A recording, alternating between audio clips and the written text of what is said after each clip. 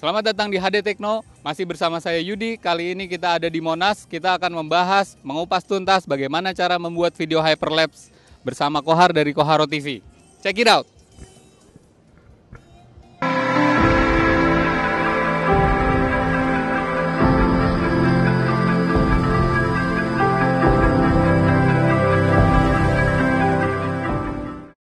Oke, kita sudah ketemu sama Bang Kohar. Kali ini kita akan tanya-tanya gimana nih tips and trick untuk bikin timelapse, hyperlapse yang bagus itu bagaimana. Yang pertama, equipmentnya apa aja sih Bang Kohar yang diperlukan? Untuk equipment untuk bikin hyperlapse itu sebetulnya cuma dibutuhkan tripod sama kamera. Malah sebetulnya pakai monopod pun bisa. Kadang saya juga pakai tripodnya dijadiin monopod. Untuk lensanya sebetulnya sih bagusnya emang pakai wide. Pakai wide atau ultra wide. Kalau objek-objek bangunan besar yang agak jauh pakai ultrawide cocok. Untuk hyperlapse itu objek-objeknya paling bagus biasanya bangunan-bangunan besar kayak gedung atau candi Borobudur atau ya gedung-gedung semacam itulah. Tugu kayak patung gitu juga bisa sih. Bisa. Jadi kita melangkahnya lebih pendek. Untuk settingan kamera sendiri itu apa aja sih yang perlu diperhatikan? Iya, hyperlapse ini kan foto yang dijadiin video ya. Jadi settingannya biasa saya pakai JPEG yang paling besar, JPEG yang L. Terus settingan kayak shutter speed, aperture dan ISO-nya itu sih menyesuaikan sama kondisi lapangan aja. Saya lihat videonya Mas Kohar yang di Borobudur itu kan smooth sekali tuh ya pergerakannya. Itu tips and triknya supaya kita bisa buat yang sehalus itu bagaimana? Nah, untuk bikin hyperlapse kayak yang di Borobudur itu, pertama sebelum kita ngambil foto, kita tentuin dulu objeknya yang mau diambil. Nah, dari situ nanti kita tentuin dulu garis melangkahnya kita lurus. Jadi dari mana mau kemana kita ngelangkah, iya track buat kita ngambil fotonya. Nah, untuk supaya halus itu kan hyperlapse setiap habis moto geser selangkah, habis moto geser selangkah. Nah, supaya halus jarak pergeserannya itu harus konstan. Jadi misalnya per 30 cm moto geser 30 cm, moto geser 30 cm. Lebih bagus sih ditandain. Kayak misalnya kalau di Monas kan ada tuh marmer atau batu-batuannya gitu, ada tanda-tanda kotak-kotaknya gitu. Nah, itu bisa kita gunain supaya gerakan kita konstan. Nah, kalau di beton kan kita masih bisa kita akalin pakai kapur ya. Sebelum kita ngesut kita tanda-tandain dulu pakai kapur.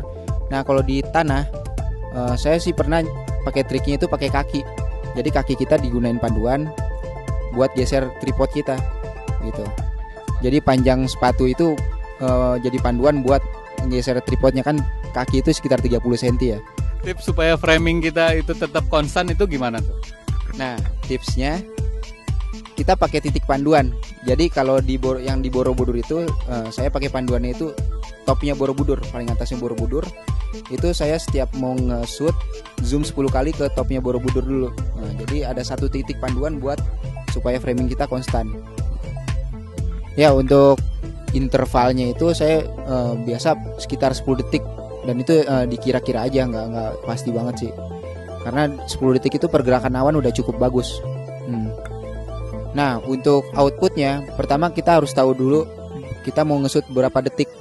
Nah, misalnya kita mau nge-shoot 4 detik dan kita pakai 1 detik itu 25 frame. Jadi kita nge-shoot satu footage butuh 100 frame gitu. Nah, biasanya sih saya misalnya butuh 100 frame, butuh 4 detik. Lebihin aja nggak apa-apa.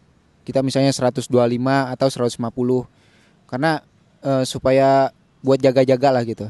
Nah, kalau pakai kamera yang ada level indikatornya kayak 60D, nah itu bisa kita gunain supaya framing kita tetap horizontalnya tetap horizontal lainnya tetap lurus. Nah, untuk hyperlapse ini lebih bagus kita ngambil objeknya itu jangan ada foreground. Soalnya kalau ada foreground agak susah nanti di-stabilize-nya. Di proses editing nanti agak lebih susah. Dulu pertama kali saya nyoba hyperlapse itu pernah gagal ya, karena pertama nggak pakai tripod, jadi framingnya nggak stabil. Kedua udah pakai tripod tapi nggak pakai titik panduan, jadi framingnya juga masih kurang stabil. Jadi titik panduan itu kurang smooth. Titik panduan itu penting banget supaya footage hyperlapse kita stabil.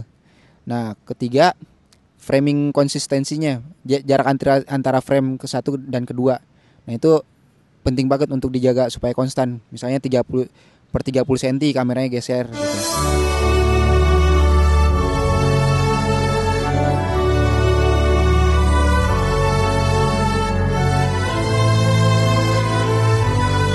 Oke, itu dia tadi tutorial cara membuat video hyperlapse dengan Bang Kohar dari Koharo TV. Jadi kesimpulannya gimana, Bang? Jadi kesimpulannya untuk bikin hyperlapse itu cuma butuh tripod dan kamera. Dan kedua, framing konsistensi, mulai dari jarak antara setiap frame, intervalometer, dan titik panduannya. Oke, sekian dari kami untuk video editingnya. Bagaimana cara ngedit yang hasil yang tadi itu, kita bisa klik di sini atau di sini. Bisa klik di sini. Klik di sini. Klik di sini.